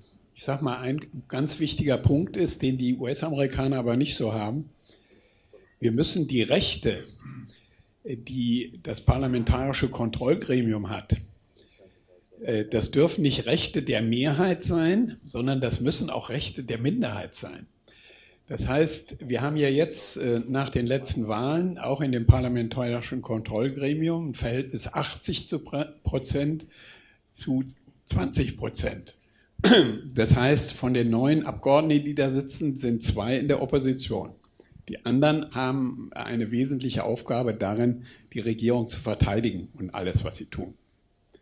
Und wir müssen jetzt es schaffen, dass die Minderheit Rechte hat, wie zum Beispiel Einsetzung eines Sachverständigen, der Kontrollen durchführt, aber auch welche Sachverhalte uns vorgelegt werden, das zu definieren, weil da ist ja schon darauf hingewiesen worden. Wir sind völlig darauf angewiesen, auf 2 Informationsquellen. Erste ist, was die Bundesregierung uns mitteilt. Nicht mal, was die Geheimdienste uns mitteilen, sondern die Bundesregierung ist unser Partner. Wir können die Bundesregierung fragen, also was macht der Dienst da und da oder was wird von den USA an Informationen generiert, was wird darüber geholt, aber wir haben sonst keine Möglichkeit, das selber ein Thema zu setzen. Mit Ausnahme, es stand schon was in der Zeitung. Das heißt, wenn wir den Spiegel aufmerksam lesen, das ist so eine Art Pflichtlektüre, oder die Süddeutsche oder am besten beide und noch andere Sender, dann haben wir immer wieder Themen für besondere Vorkommnisse, so steht das im Gesetz, die können wir dann zum Thema im Kontrollgremium machen und können da tagelang, wochenlang nachfragen. Aber wenn wir keinen Hinweis haben, und das ist bei allen Skandalen eigentlich der letzten 14 Jahre so gewesen, die haben wir natürlich nicht von der Bundesregierung erfahren, sondern die haben wir erfahren aus den Medien, häufig 1, 2, 3 Jahre verspätet. Hat der Spiegel irgendwann mal was recherchiert, zum Beispiel, dass deutsche Geheimdienste im syrischen Foltergefängnis waren und dort Herrn Samar befragt haben, oder dass deutsche Geheimdienste in Guantanamo waren und dort Herrn Kurnatz befragt haben. Und. Das hat uns die Bundesregierung nie mitgeteilt, sondern Jahre später haben wir das aus der Zeitung erfahren, dass das gewesen sein soll. Dann haben wir nachgefragt und dann kam der Skandal ins Rollen. Das muss sich natürlich auch ändern. Wir müssen eigene Möglichkeiten haben, die Dienste in ihrer Arbeit zu kontrollieren. Unter anderem, jetzt ganz aktuell auch, welche Informationen bekommen Sie von der NSA? Weil dass Sie mit der NSA, mit der CIA sehr eng zusammenarbeiten, ist völlig selbstverständlich und wird uns auch immer wieder gesagt. Aber die NSA sagt dem BND nicht, wo sie Informationen herhaben. Das tun Geheimdienste nie, sondern, oder fast nie, sondern die teilen Ergebnisse mit. Und wenn dann die deutschen Dienste nachfragen, wo wisst ihr das her, dann wird das natürlich nicht gesagt, weil die Geheimdienste, das Wichtigste ist immer, die Quellen, die eigenen Quellen zu schonen und das wirklich nicht zu verraten, wo sie ihre Informationen her haben. Aber ich wollte noch zu einem Punkt vorhin was sagen, was vorhin angesprochen worden ist. Ich bin nicht der Meinung, dass in Deutschland die Aufmerksamkeit, die Sensibilität für diesen NSA-Skandal gering ist. Gering ist die Resonanz auf der Straße. Gering ist auch vielleicht die Resonanz bei Wahlen. Aber wir haben ja Umfragen, wonach im November die deutsche Bevölkerung zu 60% erklärt hat, Herr Snowden ist ein Held für sie. Das heißt, sie wissen, welche wichtige Rolle er hier spielt und welche zentrale Funktion er hat. Und wir haben jetzt ja neuere Umfragen, wonach das Ansehen der USA in Deutschland um 2/3 gesunken ist. 2/3. Ist also jetzt ungefähr beim Drittel der deutschen Bevölkerung. Das war völlig anders schon mal. Und das hat natürlich ganz entscheidend mit diesem NSA-Skandal zu tun. Und es ist ja auch selten, dass ein Außenminister nach Deutschland kommt, dass US-Senatoren nach Deutschland kommen, nur deshalb, um hier gut Wetter zu machen. Die haben ja nichts mitzuteilen, die haben auch keine Informationen gegeben oder Aufklärung gegeben, sondern nur Goodwill. Sie wollen doch dafür werben, dass es wieder besser wird, dass man möglichst bald alles vergisst. Das wollen wir natürlich nicht, sondern wir werden in dieser Woche, am Donnerstag, zum ersten Mal debattieren jetzt über die Einrichtung des von uns beantragten Untersuchungsausschusses. Das heißt, im letzten Jahr war immer die Frage, gibt es einen Untersuchungsausschuss? Heute ist sicher, es gibt einen Untersuchungsausschuss, weil auch die Koalition einen Antrag für die Einrichtung eines Untersuchungsausschusses selber gestellt hat.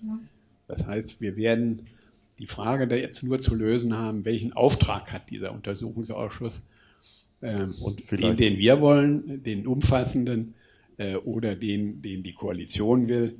Das ist ein sehr eingeschränkter. Die wollen zum Beispiel nicht untersuchen, was hat die Bundesregierung seit Juni getan, nicht getan, an Informationen in die Öffentlichkeit gegeben und wo hat sie gelogen, wo hat sie die Unwahrheit gesagt, wo hat sie bewusst die Unwahrheit. Das wollen die nicht und die wollen auch nicht untersuchen, was hat der Bundesnachrichtendienst mit der ganzen Sache zu tun, weil sie gerne unsere Dienste schonen und meinen, das hindert die Arbeit der Dienste, wenn allzu viel in der Öffentlichkeit über die diskutiert wird. Well, another concrete thing to consider is to look at the Belgian model for intelligence oversight. I had the opportunity to meet with some of the Intelligence Oversight Committee for the Belgian government, and one of the people that I met with said something that was completely amazing to me. He said, I'm allowed to walk into any of the offices of the intelligence communities in Belgium to access any of their computer systems, to look at any of their data, and they're not allowed to obstruct me. And they do oversight, and they're the ones who decide if they are violating rules or not. So they obviously are not going to see everything, right? Because it's a search problem that's very difficult. They also obviously trust each other quite a lot because those kinds of relationships build up. But these guys have clearances that are equivalent, and they have one mandate, which is basically to keep these guys honest while they do tasks that are important for keeping Belgium safe. And that does involve, in some cases, spying. It also does, in cases, mean that they will interfere with spying. So, for example, when GCHQ is doing attacks on Belgacom, they're going to be very interested in information about that. They're going to be interested to know if their intelligence services had a part in it and so on. And so the concrete thing to learn from them is about access and about ensuring that those people will never face reprisals for doing that kind of oversight as an external entity that is equivalent in the sense that they are a part of it, they've got the clearances and so on.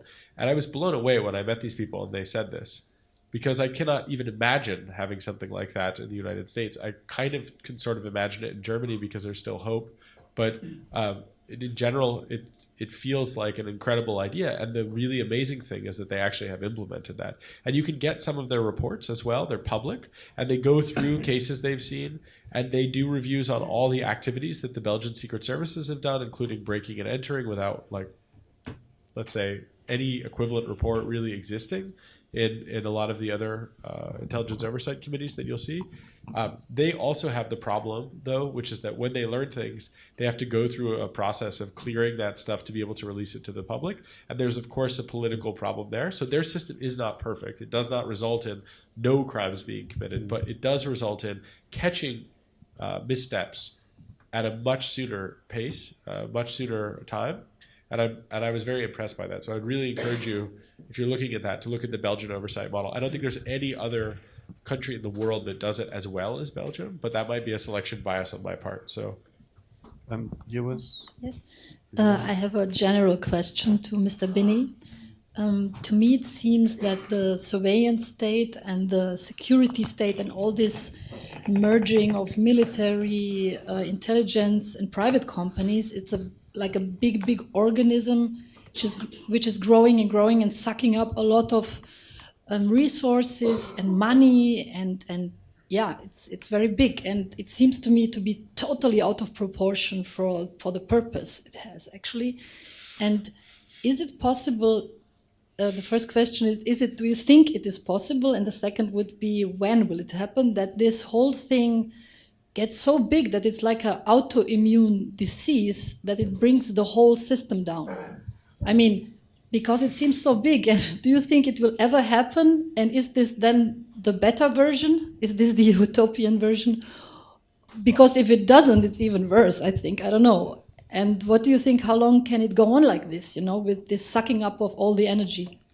Well, you're talking about the intelligence community budget now is between $80 and $100 billion a year.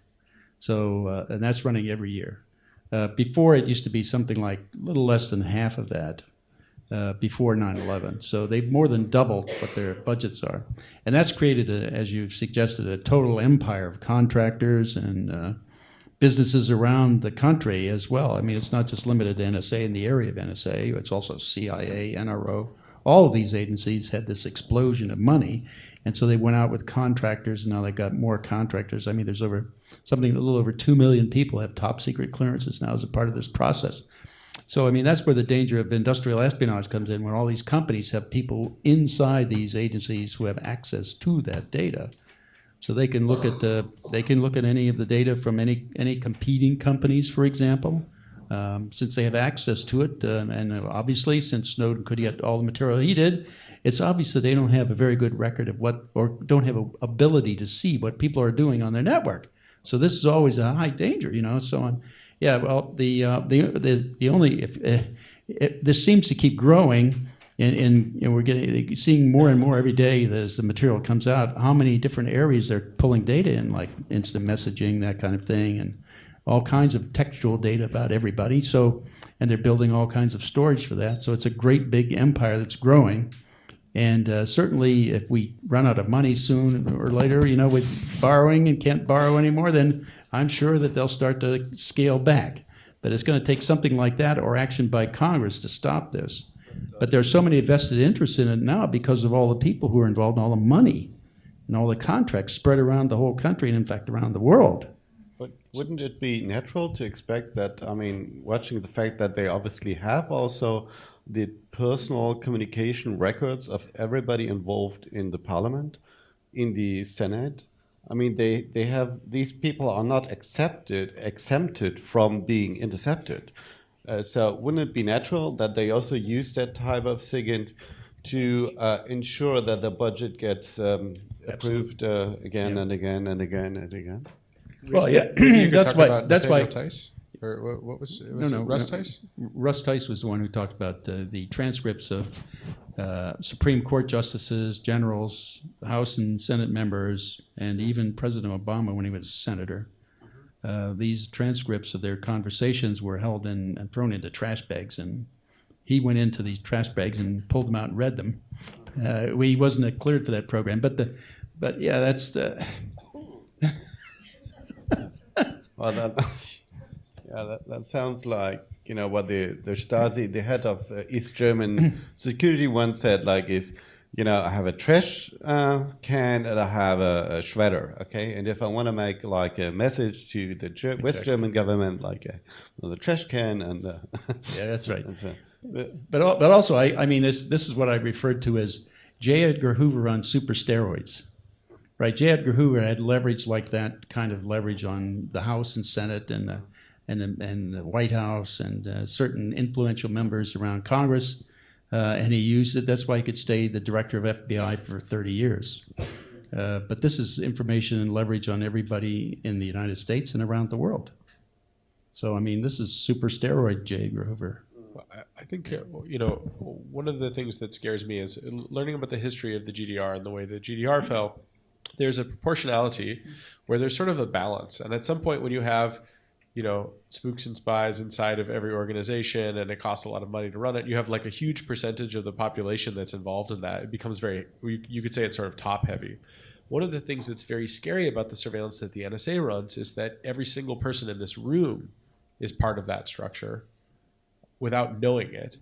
And that makes it a lot less likely for that structure to collapse, I think, because by passively observing everything that we're doing all the time, we're part of the energy that keeps that system going. So when we all carry a cell phone and we make unencrypted phone calls and we send text messages, we're actually helping to do that. When we post on Facebook about what someone else is doing and we tag photos of them, we're participating in activities that used to be spying on each other.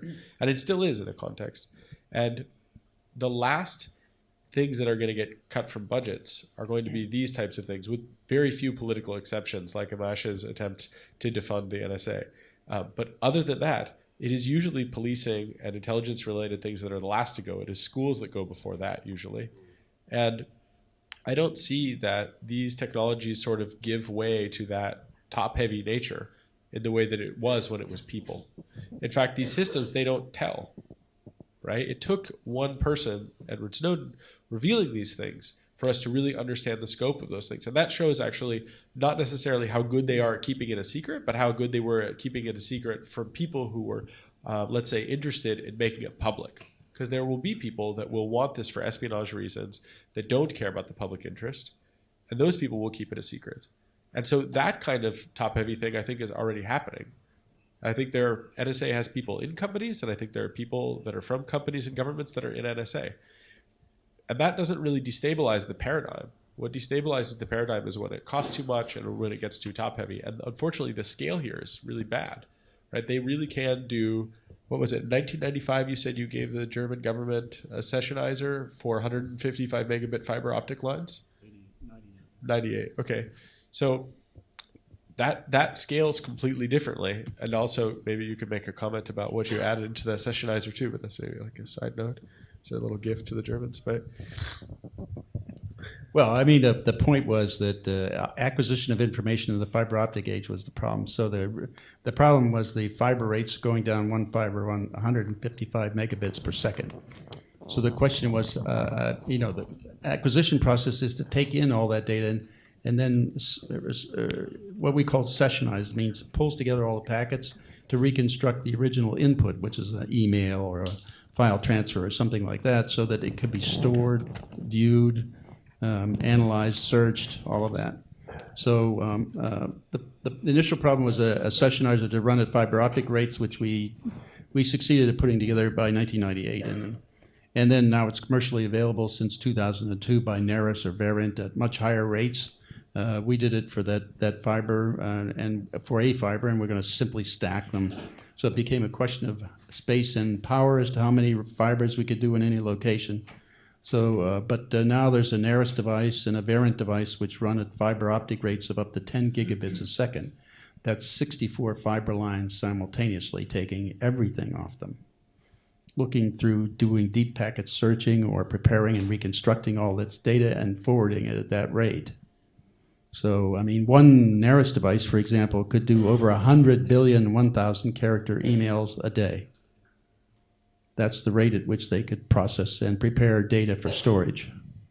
So if you compare that with, say, like Stasi agents steaming open mail, you need a lot more Stasi agents to open that mail, and you can just replace them all with one NARIS device. And that doesn't have the same top-heavy characteristic. I mean, it's kind of strange to relate these things, but I think it's important to try to make these, to make a comparison, which is not to say they're the same at all, but to see that it doesn't lend itself to collapsing in on itself in the same way, unfortunately. And it's very difficult to opt out of these things. You could opt out of sending postal mail, or you could send postal mail to someone else and have them open it and forward it on. And the internet doesn't really lend itself too well to those types of things, which is, I think, it's part of the thing that makes it so scary. It's instead the thing that seems to suggest it will become normalized.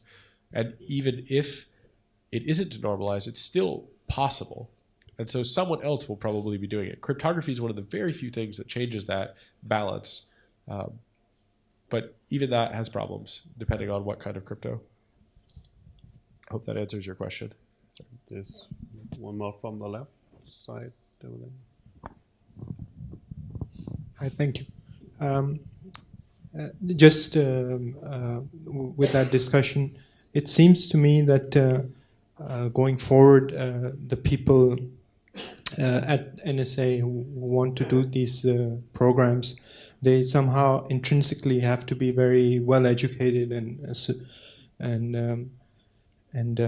kind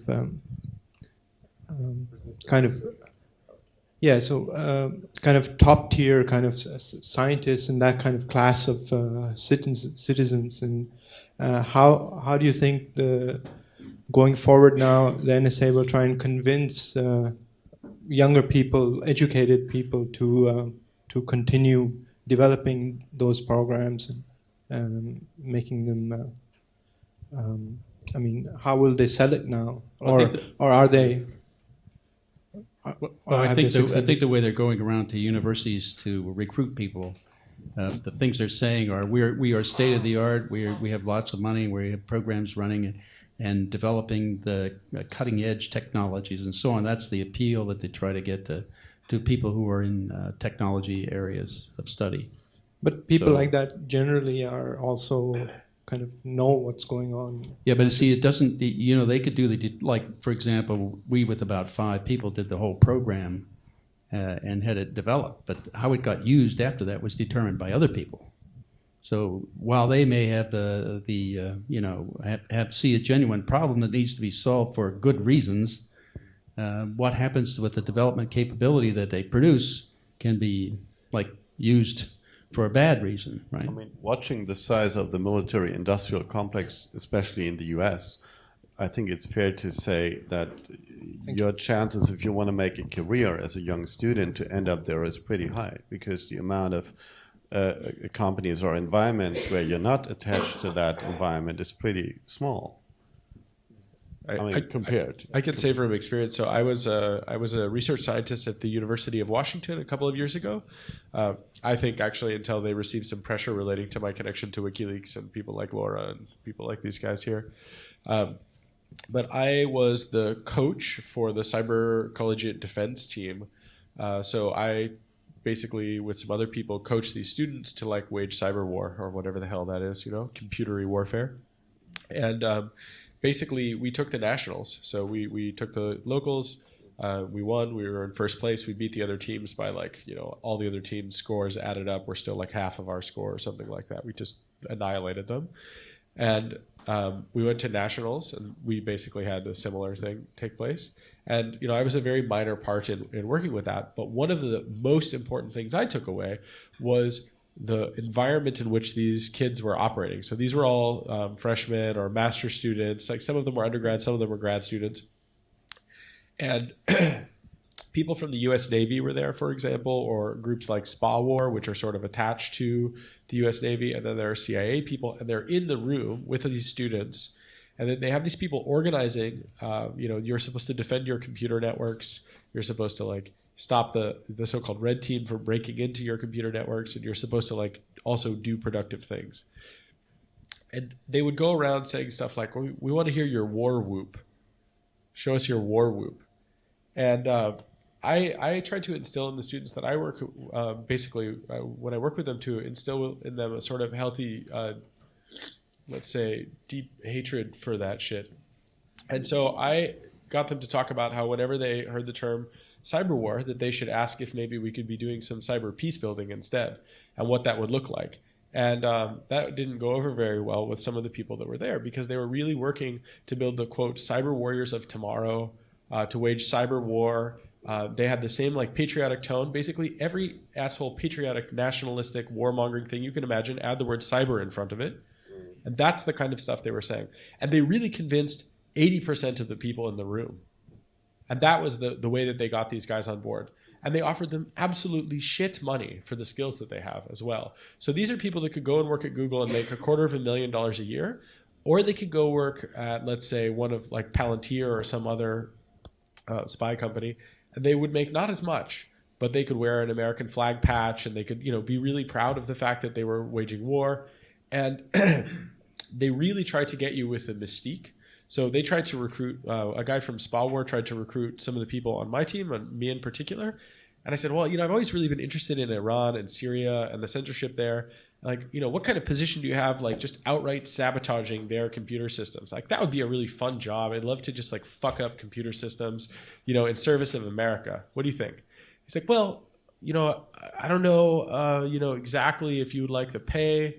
But we definitely have those kinds of jobs available to youth today, and we'd love to have someone like you on board.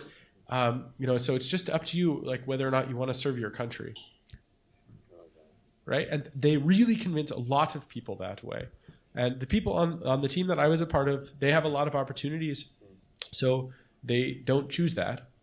I don't think anyone on my team chose to go work there, but most of the rest of the people do, and that is really compelling. And so it's kind of like an appeal to emotion, and a little bit, I think, a little bit to an appeal to money, and then a lot of appeal to patriotism. And also, I would say there was a correlation between the losing teams and that attitude, which is that we mercilessly crushed all those other fucking people because they were not thinking for themselves, because they were completely caught up in that rhetoric, and because they kind of refused to recognize and question certain systems. So they were really bad at protecting other systems. They were bad at analyzing systems because they didn't understand the big picture for all of the systems they were a part of. But it sucked a lot of people in. It was really terrifying, actually. There's one more question here from the side. Yes, hello. In a quite subtle way, me and other friends of mine, what I observed since the beginning of the NSA scandal, feel intimidated. Even me, as a guy who thinks from himself that he's very independent in his way he thinks and acts. I was hesitating if I post a picture of this event on my Facebook and Twitter account, but I did it at the end, and two friends asked me, "Hey, you're now the evil guys know where you are," and things like that. They are joking, but there's a seed of truth in it. I would like to address a question at Hans Christian Ströbel, if possible. He is a famous celebrity, is a politician for many decades, and enjoys the immunity of, immunity of a member of parliament. How far do you feel affected by and intimidated by the way? If you want to communicate with your environment, with other people, and you write an SMS or an email, or when you have a phone call, do you expect, I guess you expect that you're tapped, and how do you handle this new situation? If you can talk about it. Thanks.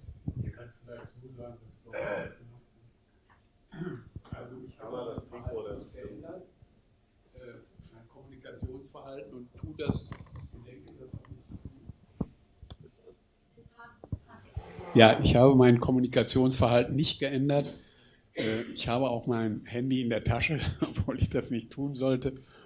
Und ich nehme keinerlei Rücksicht. Ich gehe davon aus, das ist bei mir aber schon immer so gewesen oder schon seit 30 Jahren, 40 Jahren, dass sich andere um mich kümmern und um meine Kommunikation, und ich lasse mich davon nicht beeindrucken. Wenn ich was kommuniziere, was ich nicht anderen mitteilen will, dann tue ich das auf anderem Wege als auf dem normalen Wege.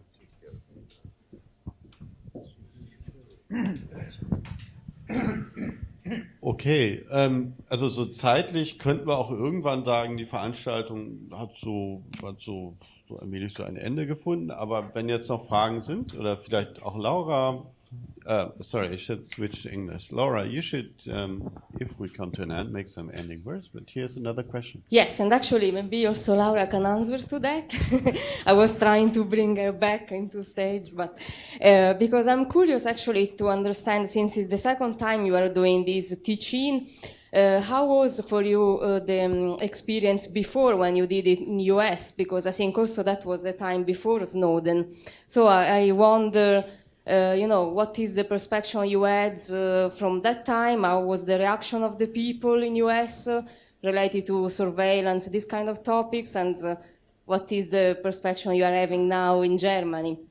And also then there's another question that maybe I will ask Andy. I don't know if you are the person to answer, but I was wondering why there is not a law that is protecting whistleblower in Germany, because since I think the people have a lot of sensibility for privacy and these kind of issues, for me it's a kind of strange to imagine that there is not a law like that. I know there is even the Whistleblower Association in Germany, so I don't know, maybe you can say something or somebody else. We have Annegret Vater with us from No Comment? Okay, go ahead. Yes, 1 second. So I can say a few things and I'll let you guys wrap it up. I don't need to be on the stage. This is informal teaching. I think a couple things. In terms of the Whitney, what happened was, Bill talked about a lot of things that were really scary, and I think that the feeling in the room was people were frightened of the power of the surveillance. And I think I have a friend who's a filmmaker friend who's Syrian, and he was an activist, and he was detained in Syria, leaving there, disappeared for a little while, then moved to Cairo and set up shop there, and then after the coup and the Brotherhood, and now he's moved to Berlin. And when you talk to him about surveillance, it doesn't take a second for him to understand how dangerous it is. So I think to perceive it not as dangerous, you have to perceive the state as not dangerous. And I think that that's the situation that we're in. And so I think that we, as Andy says, democratic country, we have to question what the state is capable of and if it's dangerous to us. And I think that we have lots of evidence that the state is dangerous and that we then now have to act in response to that. And I wanted to respond to the question, the normalization question that was earlier. Did he leave? Okay. It was a few things that I thought in terms of that, was that I think it's for sure that the US government and the UK government is not happy that these things are being revealed, as Jake has said. They're not happy that it somehow we're being normalized. I think that there are some valid criticisms of the reporting. I think it should go faster. We're trying to scale it and those kinds of things. But I also think that it's not just the role of the media to find solutions. I think that there has to be ways where people can channel these kinds of fears. Like if you're afraid to email someone, that's a problem. And so I think that there needs to be ways beyond the press that people can take the concern into other directions. And I think we haven't really quite formed what those are yet. And I think that they have to happen. I think Okay. I'll send it back to the stage. Yeah, I can try to answer your question. I'm not a lawyer. I didn't really study law, but what I understand is that the trouble is, of course, that also the German government, they have their secrets, they have their laws on secrecies, they have their laws on if someone breaches secrecy and so on. And currently we have a president of this country, Mr. Gauck, who one of his first reactions to Snowden back in June was, oh, that guy seems to be a traitor, right? That's what he said. And he said, I'm not really aware of the details, but he seems to be a traitor, right? So, and there is some kind of thing like in between governments that I learned on a different way, and a maybe complicated way, but I somehow got the impression that the assholes of this planet, they get along quite well with each other. Because if you're a government, at the end of the day, you are becoming a control freak, because that's the nature of a job. If the Minister of Interior, your job is, to do some things, and there's just a nature of conditions surrounding you that turns your characteristic, whatever it might be, into like the role that defines what you're doing. And secrecy and the intelligence community, they, of course, on the one hand side, are a danger to democracy. On the other side, the guys running governments, they sometimes like to play out of the rule book. And they need these forces to make their job easy and pleasant, to call these guys and, you know, just do magic things that are out of the scope of the public view and that are outside of the law. It's called extra-legal. It's not illegal. Well, from our perspective, it is. But that's a big problem, that democracy defined not with the human rights, but just with the election thingy and with people representing us and running the administration, it turns down that they want to do it the easy way. And then they kind of use these measures. So I guess that's part of an answer to your question why we don't have really protection of whistleblower laws. However, we might have to pressure it because obviously like democratic oversight of intelligence or democratic parliamentarian oversight of intelligence seems to be a joke at the moment, and it seems to be also like requiring a lot more stuff. And one of the big problems that I identified through like the last 12 months was that it is hard to not only the one thing is what the parliamentarian is allowed to ask and what he's allowed to see in. The other thing is that the capability to really understand the technology and to understand the impact what this technology means to the people and so on. So there is also a gap in between those being in theory in the position to oversight something and to really understand it. And that is something that needs to be improved, and there needs to be obviously more people brought in, and the process needs to be like wider with people people involved who can explain technology and to understand different levels and so on. So, and I guess that's true for many countries like that. To go back to your first question about the sort of difference from the first teach-in, I mean, I'm a little low energy. Bill's a little low energy. We've been sort of doing things every single day, and we organized this really at the last second. Diani over here sort of made this happen, and I'm really glad that she did. It's a little different in that I think all of us feel fatigued by the topic. In the past, it was a little more exciting. It was a little more risque. Like someone walked through our talk and handed out papers that had NSA interception points, domestic interception points. And at the time, I think people thought it was art. They didn't realize that every address that was being handed out really, to the best of that person's knowledge, was an NSA interception point on U.S. soil doing domestic collection. Now, if people look back on that, they view that in a totally different lens. Like in some cases, they're horrified by it. In some cases, they're cynical. A huge difference also is that there were people at that talk who were really afraid, and they expressed it as fear. But there were also people there who sort of had not yet reached the fear point. They really were in strong denial about it. They really didn't believe it. That I think is kind of past. Now we see that here in this discussion, but just in general in German society especially, it seems it's kind of accepted that these things are happening. But now we return to a separate point, which is that it won't affect people, or it will only affect bad people. So you see a lot of like rich white men, especially, and I know it's rich, me sitting up here on stage as a white guy saying it, but you see a lot of rich guys talking about their basically their privilege and how they won't be impacted by it and only be bad terrorists and so on. And I mean, I guess one difference is that when I met that guy in New York City, everybody's met that guy, I think. When I met that guy in New York City, I thought, well, maybe he'll be right. Now I can kind of console myself in knowing that like maybe he'll experience it. Actually, it's not maybe. He will experience it, and good. Fuck that guy. Fuck that guy for making this situation possible and not standing up to stop it. And that's a huge difference now in my own frame of reference. But it's also a huge difference in that I know other people feel that way too. They've moved past just being afraid, in some cases not believing it's happening, and they're sort of moving into the anger phase of wanting to change it. And